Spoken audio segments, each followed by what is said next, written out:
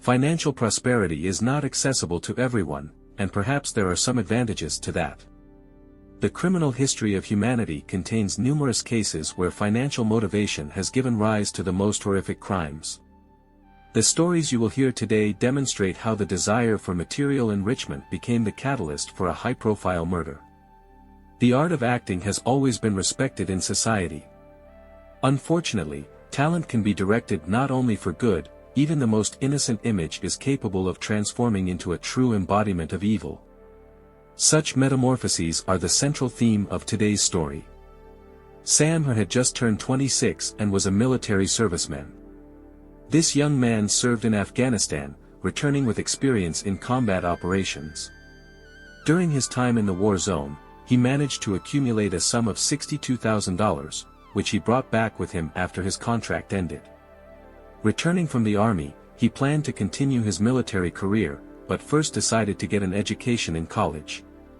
Acquaintances characterized him as a travel enthusiast who also had a talent for finding the most economical options. Sam was known for his frugality, not prone to wastefulness, but instead knew how to manage finances rationally. It was thanks to this quality that he managed to save most of his military earnings. While studying in college, Sam became close with a girl named Julie Kibuishi. She was 23 years old, also studying at the University of Southern California and making her first steps in the field of design. They quickly established a friendly relationship and studied anthropology together, with Julie helping the young man to master this discipline. On May 22, 2010, Sam's parents tried to contact their son, but he did not respond to messages in his messengers. When they tried to call his mobile phone, it turned out that the device was turned off. This circumstance was atypical for the young man, who under normal conditions always left his means of communication accessible. After several hours of fruitless attempts, the military man's father decided to personally visit his son's apartment in the city of Costa Mesa, California, USA. Approaching the door, he found that it was unlocked, which immediately caused concern. Sam always adhered to the rule of locking the door. The father called his son's name, but received no answer. Moving through the dark corridors, the man reached the bedroom, where he found the body of 23-year-old Julie, who was lying face down on the bed. Her pants had been removed, and the bedding was spattered with blood.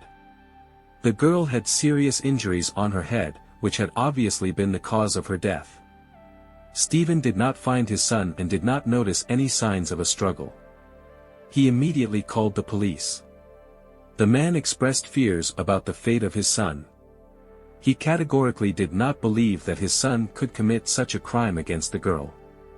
The father assumed that the apartment had been the target of an attack, and his son might have been kidnapped. The medical workers who arrived on the scene confirmed the fact of the girl's death from a gunshot wound. Law enforcement officers immediately began to consider the missing Sam as a likely perpetrator. It was obvious that the serviceman had weapons skills, and there was also the possibility of post-traumatic stress disorder. In such a state, people can lose self-control and resort to terrible acts. However, the father remained convinced of his son's innocence in the tragedy. He insisted that the young man had no mental disorders or addictions and had successfully adapted to civilian life after returning from service. Forensic specialists who examined the crime scene did not find Julie's mobile phone. In her messenger, messages were found from Sam, received on the same day her body was found in the apartment. From these dialogues, investigators established that around 2:45 p.m., Sam went to his acquaintance to provide assistance in certain matters. He did not specify either the person or the destination. After that, he planned to spend the weekend with friends in a country house. The parents confirmed the existence of such plans for their son in the coming period. However, 2 hours after these messages, another one arrived on the girl's phone. Sam was asking for a meeting, expressing strong emotional upset over a certain event, the details of which he did not disclose in the message. The young man wanted his friend to come to his apartment around midnight to talk and provide emotional support. From the police's point of view, this circumstance pointed to the likely killer. Sam was supposed to meet the girl in his home, probably to stay with her for the night. He inevitably had to be at the scene of the tragedy at the time of the murder. There was a version that he lured the girl into a trap. Investigators considered various scenarios for the development of events. Given the clothes taken off the victim, there was a suspicion of sexual assault. Could the combat veteran secretly long for an intimate relationship with Julie? Could he have attacked after her refusal? In any case, the motive for the murder of the student remained unclear. She clearly did not resist the attacker, since all the objects in the apartment remained in their places in an undisturbed state, and experts did not find injuries on her hands characteristic of self-defense. Researchers assumed that Sam could have been drinking alcohol with friends the day before, entered into a conflict with them, after which he returned to the apartment in an inadequate state. Under such circumstances, any trigger could provoke a soldier who had recently returned from a combat zone. To confirm any hypothesis, it was necessary to find the murder weapon or other evidence with fingerprints or DNA samples that could become irrefutable proof. The best option would be to find Sam himself and hear his version of events. Detectives began to study the suspect's past. It turned out that in 2002, when Sam was 19 years old, he had already appeared in a criminal case. On January 15, a young man named Byron was killed, beaten to death by a group of teenagers. According to the police, Sam was among the attackers. His involvement could not be proven, and all charges were dropped. However, a suspicious connection with the criminal environment could exist, given that among those convicted of murder were representatives of gang groups. The very fact of such an episode in the biography of a young man caused serious concern among law enforcement officers. All these circumstances only strengthened the conviction that Julie had become a victim of an attack by her college friend.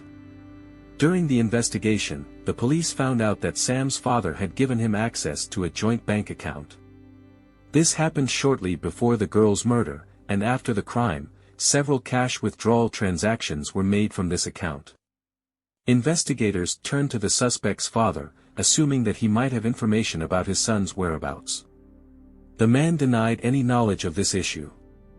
Now the priority task was to establish the identity of the person who was withdrawing money from the account. Law enforcement officers analyzed recordings from video surveillance cameras installed near ATMs where cash transactions took place. The first of them were located 30 kilometers from the place where the girl was killed. The camera captured a person who did not at all correspond to the appearance of the suspect. It was a young man identified as a person aged 18 to 20 years.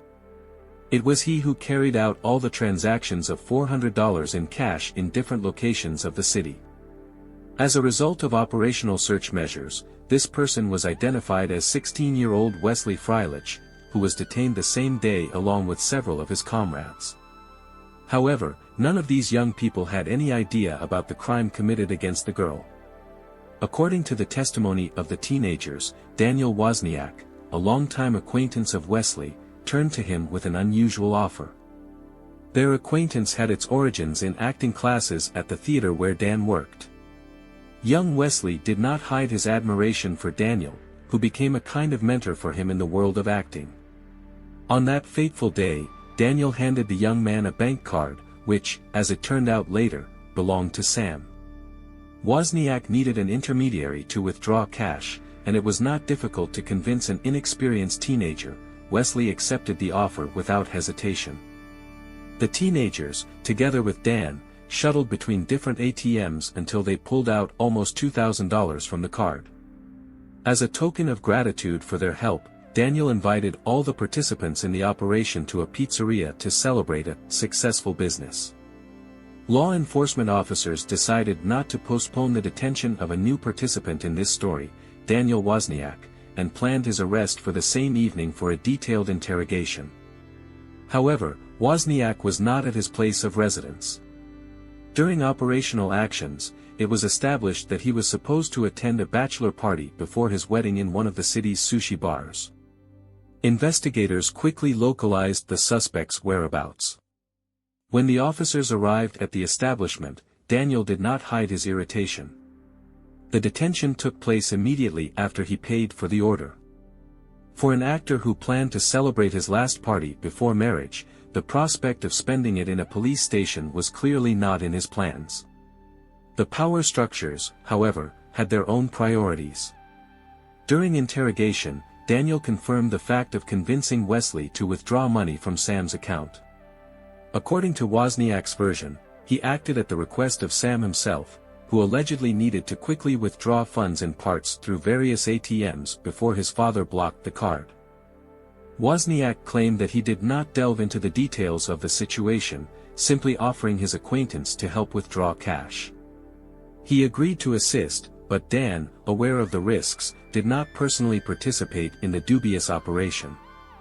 Daniel told how he noticed a group of familiar skateboarders and involved them in using the card.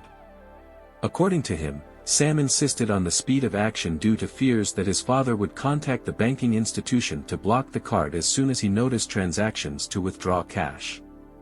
Wozniak was convinced that his friend felt some anxiety. After transferring the received funds, Sam expressed gratitude with part of the amount and disappeared. The further route of the suspect remained a complete mystery to Daniel. Investigators requested DNA samples from the actor to exclude him from the list of potential suspects in Julie's murder. Dan showed clear signs of nervousness, after which his story began to be supplemented with new elements. According to his updated testimony, on the morning of the same day the student was murdered, Sam appeared at his house and confessed to killing the girl. According to the version of the serviceman, which Dan retold, Sam tried to persuade the girl to be intimate, but after her refusal, he lost self-control due to anger. The serviceman immediately asked Daniel for the keys to the apartment, where the actor indeed found the body of the murdered girl with a gunshot wound to the head, lying on the bed. Dan expressed regret about his help to his friend and worried about the possibility of leaving his traces in the room. Despite solemn assurances of his non-involvement in the murder of the student, the contradictory nature of his confession prompted law enforcement to detain the actor until all the circumstances were clarified. While in custody, he contacted his fiancée Rachel. Their wedding was planned for the coming days, and the detention destroyed all the couple's plans.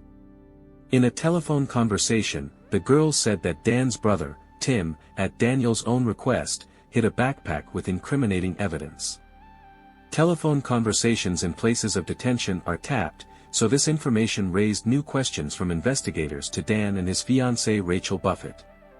Julie's disappearance occurred on Friday, May 21, 2010, immediately after her dinner with her brother in Long Beach, Los Angeles. Close people desperately tried to contact the missing girl in all available ways. They called, sent messages, but their attempts remained unsuccessful. The next day, the girl's relatives turned to law enforcement agencies.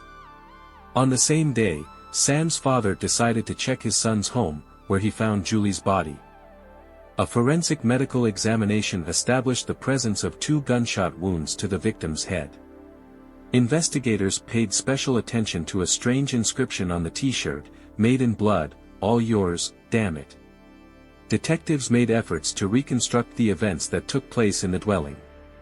The inscription seemed like an encrypted message. There was an assumption about a love triangle. Despite numerous versions, the elements of this puzzle did not add up to a coherent picture. The parents characterized the deceased as an energetic and cheerful personality. She was engaged in dancing, taking her first steps in design, and also getting an education in college to develop her career. Now this girl, full of life aspirations and plans, had become a victim of a crime. Judging by the position of the body, there was a possibility of sexual violence before the murder. From the information available to the investigation, Sam had a troubled period in his past. Despite the fact that he did have connections with an unreliable company, his parents categorically denied their son's involvement in any offenses. Obviously, he sought to correct the trajectory of his life and make up for the mistakes of his youth by choosing service in the armed forces. After returning from the army and starting his studies, Sam met Julie, with whom he formed a friendly relationship. There was no talk of a romantic nature to their relationship. The young man's parents were convinced of their son's inability to commit such serious crimes as rape and murder. Despite all the denials, law enforcement officers continued to consider Sam as the main suspect.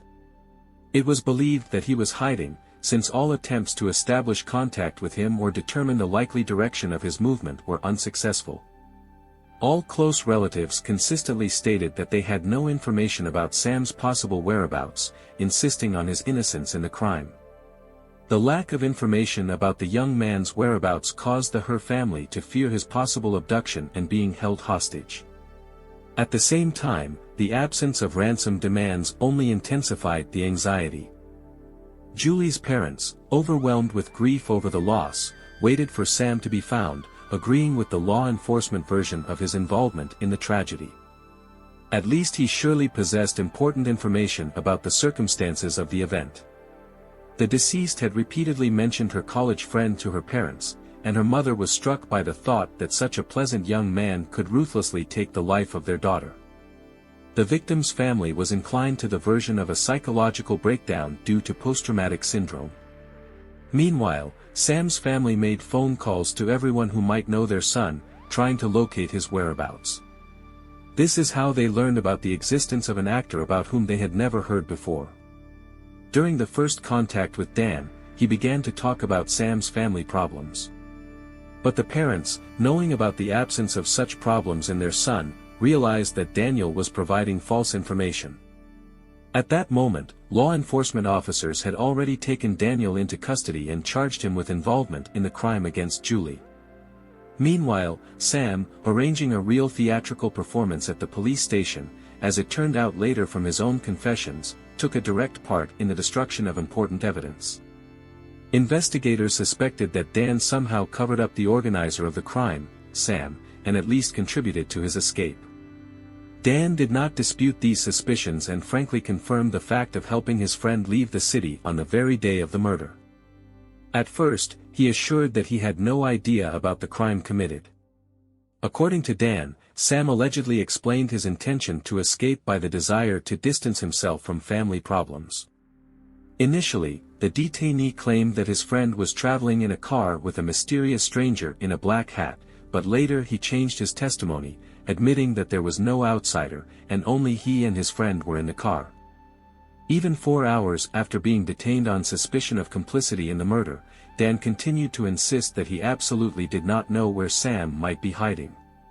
Detectives persistently tried to clarify the circumstances of the young man's disappearance, but the detainee stubbornly convinced that he knew nothing about either possible motives or details of the attack. At this stage, the police officers already had serious doubts about the truthfulness of Dan's testimony. So the investigators decided to increase the psychological pressure by applying the classic tactic of good cop, bad cop. In this particular situation, this method proved to be extremely effective. The longer the conversations between the investigators and Dan lasted, the more noticeably his story changed, which unequivocally indicated the untruthfulness of his statements. Earlier, he had already admitted that he visited his friend's apartment, where he saw the body with 2 gunshot wounds to the head. The police immediately drew attention to this detail, because in fact he could not distinguish 2 bullet holes through the hair and brain fluid that inevitably had to flow out through the wounds. Such information could only be established during an autopsy. The fact that the detainee knew about the 2 bullets that took Julie's life, law enforcement officers regarded as indirect evidence of his involvement in the murder of the student. In view of this, Dan's status was changed from a suspect on a par with Sam, who was still wanted.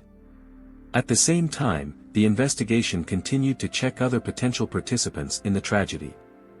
When detectives initiated communication with the detainee's fiancée, Rachel, they were surprised by her unusual behavior. The girl, whose wedding was ruined by the arrest of her fiancé, demonstrated amazing calmness. It seemed that the situation did not cause her any disappointment at all.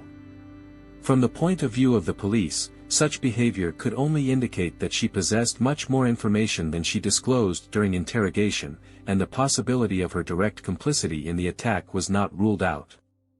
After a telephone conversation with her, which was undoubtedly recorded on a recording device, Dan entered the interrogation room without the characteristic smile and self-confidence that he had demonstrated before.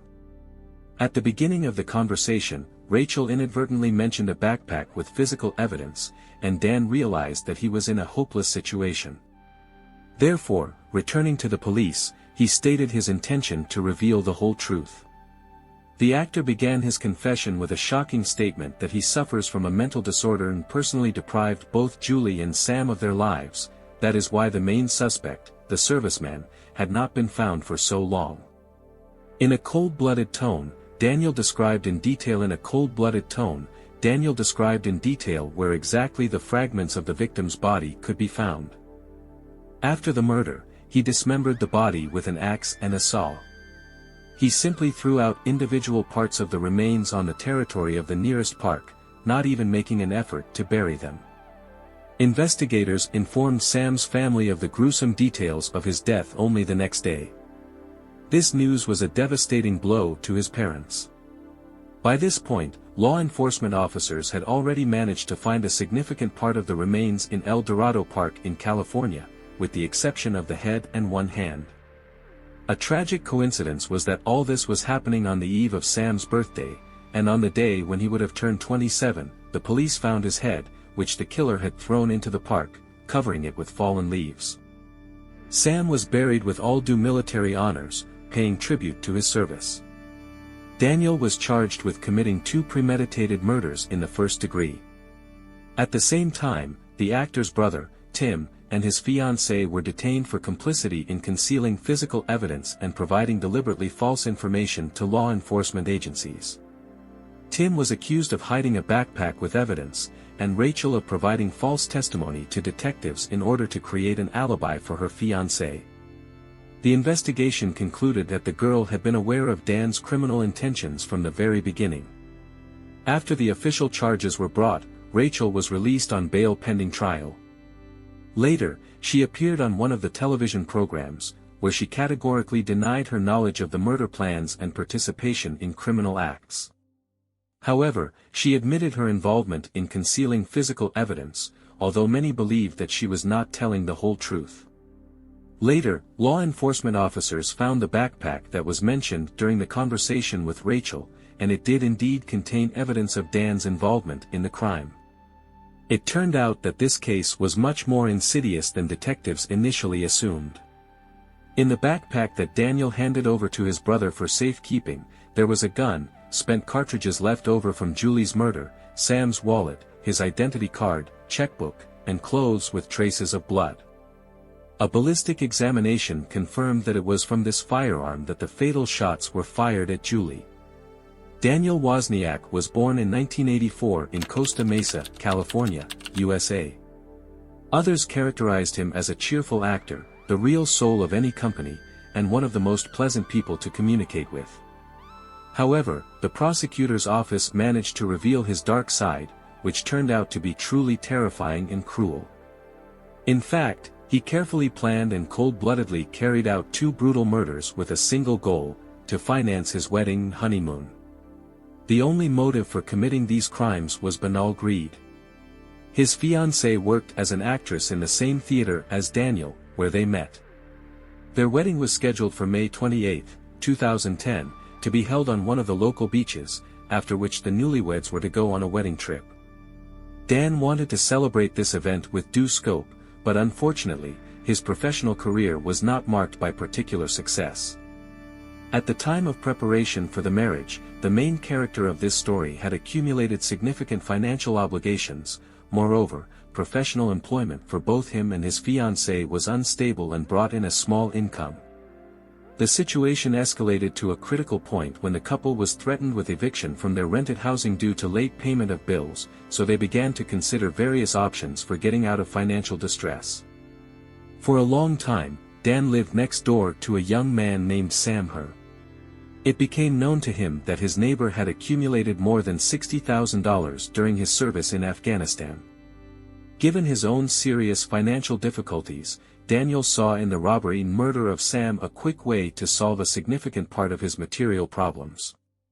On a chosen day, he lured his victim to the attic of the theater, resorting to deception. Allegedly he needed help moving some heavy object. Sam became a victim solely because of his benevolence, because he never refused to help, especially to close people and friends. At one point, when Sam turned away for a moment, Dan shot him in the back without hesitation. The wounded serviceman remained alive. He did not even realize what had happened, because he fell to the floor, repeating that something had hit him, like an electric shock. He begged his friend for help, unable to move. Instead, the cold-blooded killer fired another shot, this time in the head. Later, he appropriated the victim's mobile device and payment card, leaving the mutilated body directly in the attic of the theater building. That same evening, he performed on stage in the leading role of the play. All the witnesses who saw the artist in action unanimously testified that Dan behaved absolutely naturally, as if nothing extraordinary had happened and the day was passing according to the usual work schedule. This convincingly demonstrates his complete indifference to what he had done and the absence of any signs of remorse.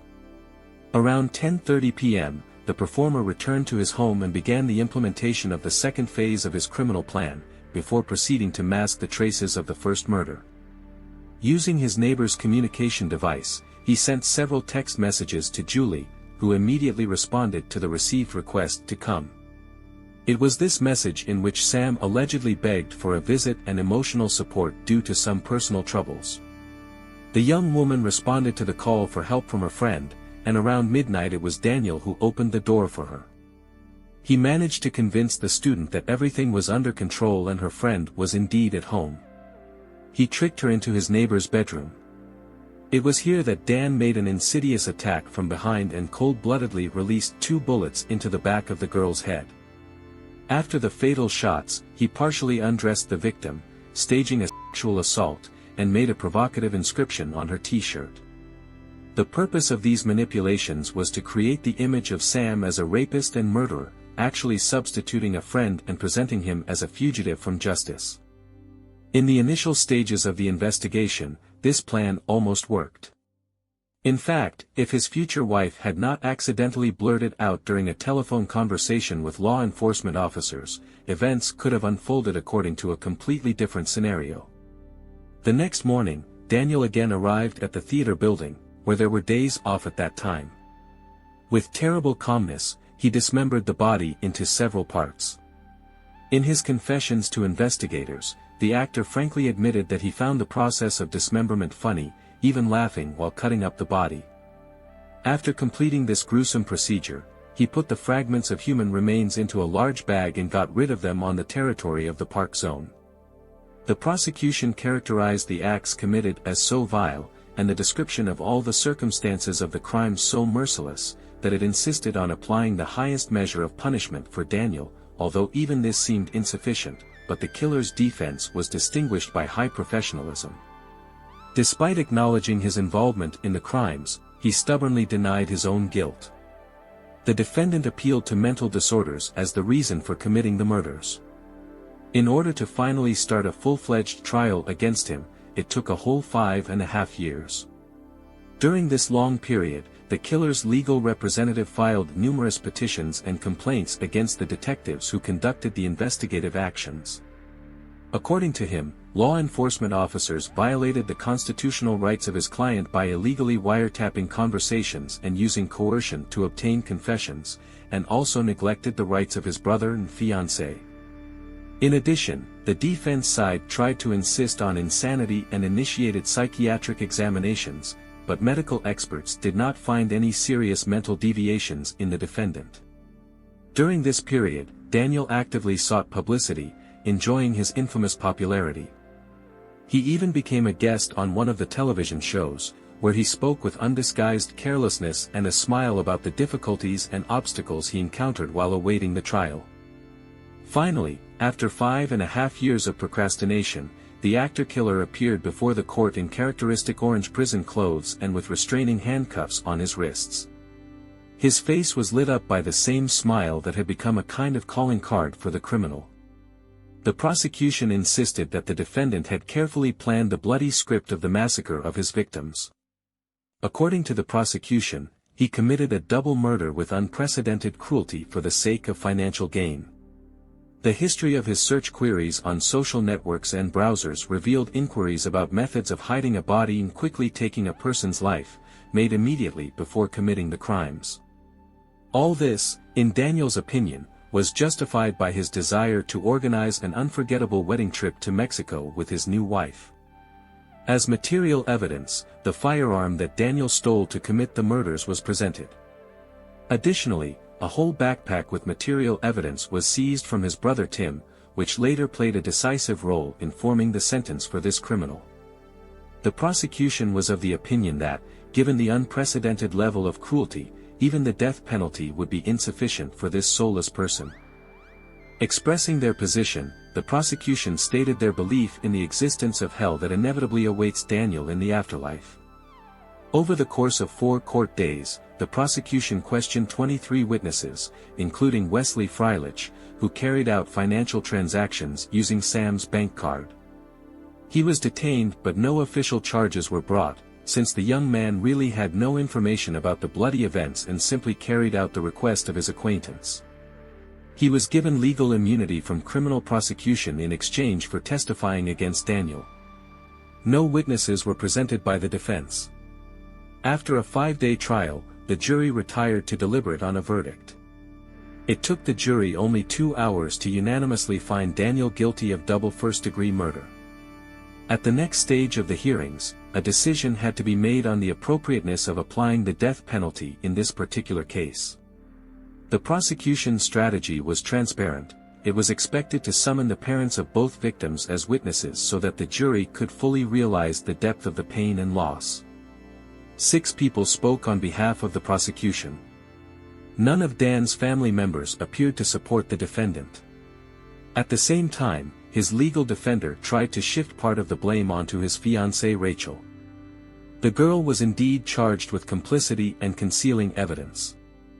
Daniel's lawyer made efforts to discredit her reputation, trying to present her as a real criminal, so that in the eyes of the jury Daniel would not look like such a merciless criminal. After the hearings were over, the jury again retired to deliberate and returned with a decision in just 60 minutes, announcing that Daniel Wozniak was sentenced to the highest measure of punishment. He listened to the verdict surrounded by military veterans who had served with Sam. The killer was accompanied on his last journey by the parents and loved ones of the victim, openly calling him a coward and a liar.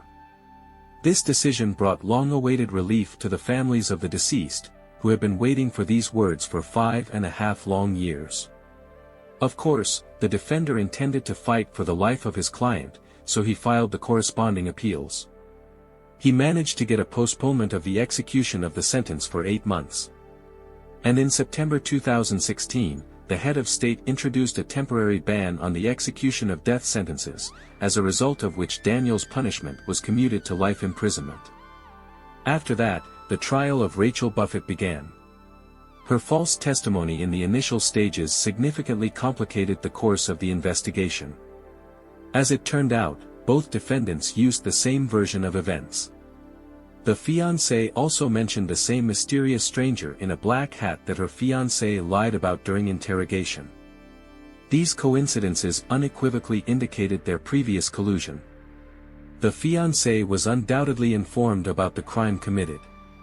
However, the girl persistently claimed that she was simply repeating the information received from her fiancé and had no knowledge of the true circumstances of what happened, so she completely relied on her partner's story.